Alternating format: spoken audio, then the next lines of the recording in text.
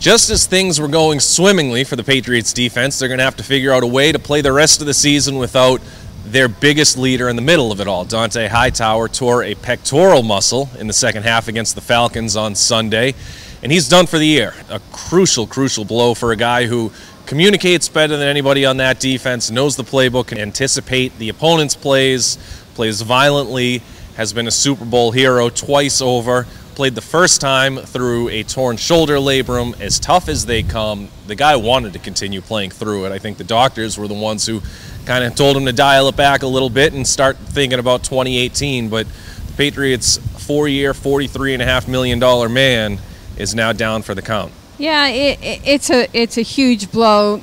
Much like Julian Edelman's loss to the offense, he was their kind of clutch playmaker. You saw it in the Super Bowl against the Seahawks. You saw it again in the Super Bowl against the Falcons. He was the guy who set the defense. He got people in place. He made sure everyone knew what they were doing.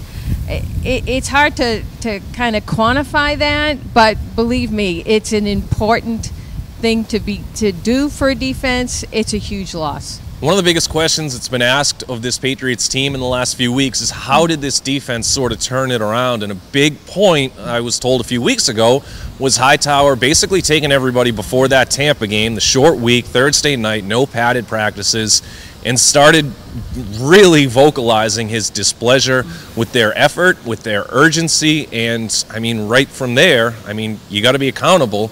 He's got the last locker before the team meeting room. Willie McGinnis sold locker. He wore number 54 his entire career because he had Brewski's blessing. I mean, a guy who is as respected as anybody who has come through the locker room since I've covered the team. As we've seen in the past, this is quite the resilient group.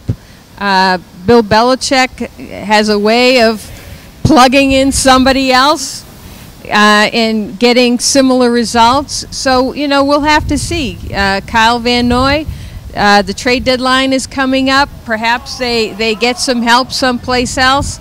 But again, it's still a huge void. Apparently that offseason signing of David Harris will be instrumental. After all, they're going to count on that veteran to step in. And Hightower said not that long ago, when it's Harris's turn to step in there, he's going to be ready. I just don't think anybody really saw it having to come for Dont'a Hightower's extended absence.